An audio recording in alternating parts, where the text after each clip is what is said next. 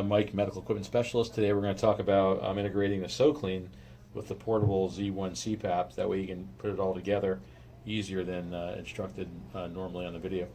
So right here you get this little black piece comes. This is the elbow adapter. There's actually a shorter tube that comes out. You just separate all the tubing so it looks just like this. Then you take your black adapter and put it right onto the front of the Z1 CPAP.